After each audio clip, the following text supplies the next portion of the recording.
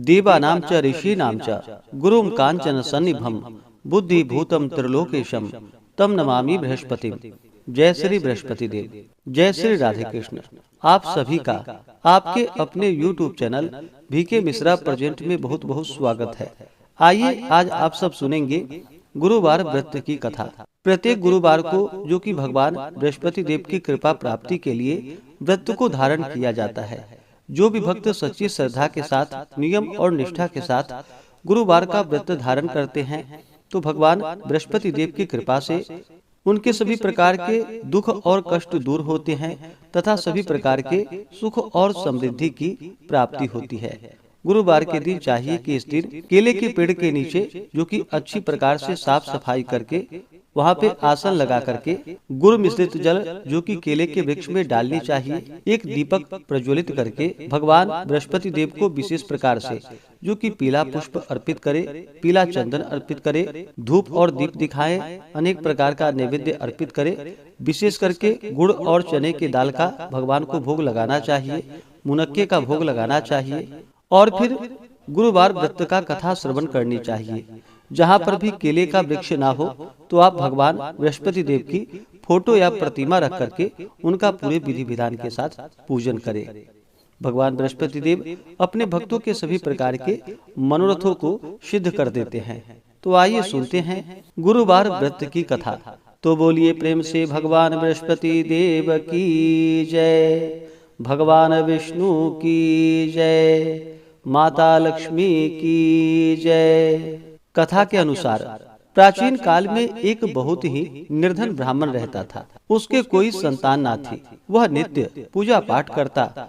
उसकी स्त्री ना स्नान करती और ना ही किसी देवता का पूजन ही करती थी। इस कारण ब्राह्मण देवता जो कि बहुत दुखी रहते थे, अपनी पत्नी को बहुत समझाते किंतु उसका कोई परिणाम ना निकलता। भगवान की कृपा से ब्राह्मण के यहाँ एक कन्या उत्पन्न हुई। कन्या बड़ी होने लगी। प्रातः स्नान करके वह भगवान विष्णु का जप करती, बृहस्पतिवार का व्रत भी करने लगी। पूजा पाठ समाप्त कर जब पाठशाला जाती तो अपने मुट्ठी में जौ भरकर ले जाती थी और पाठशाला के मार्ग में डालती हुई जाती थी। लौटते समय वही जौ जो कि स्वर्ण के हो जाते थे तो उसको बीनकर घर ले आती थी। एक दिन वह बालिका सूप में उन सोने के जौ को फटक कर साफ कर रही थी कि तभी उसकी माँ ने देख लिया और कहा कि हे बेटी, सोने के जौ को फटकने के लिए सोने का सूप भी तो होना चाहिए। दूसरे दिन गुरुवार था।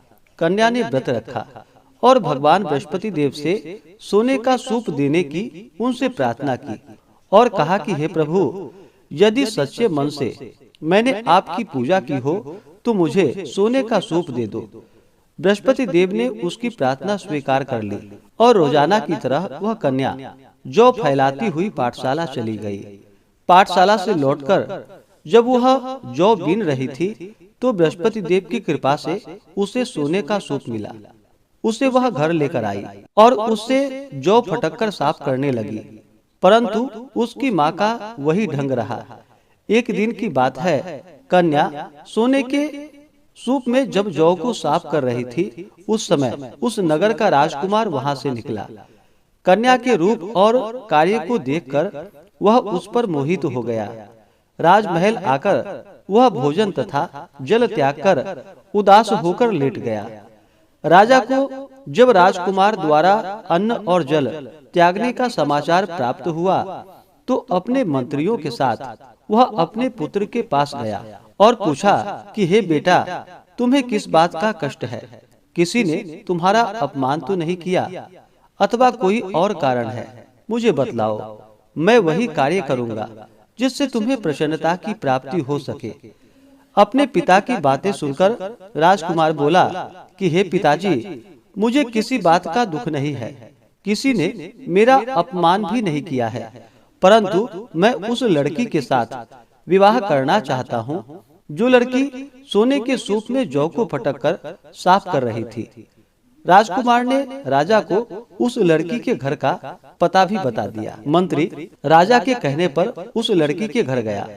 मंत्री ने ब्राह्मण के समक्ष राजा की ओर से निवेदन किया और फिर कुछ ही दिनों के बाद ब्राह्मण की कन्या का विवाह राजकुमार के साथ संपन्न हो गया।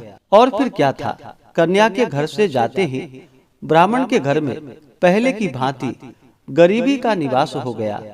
एक दिन दुखी होकर ब्राह्मण अपनी पुत्री से मिलने के लिए गया।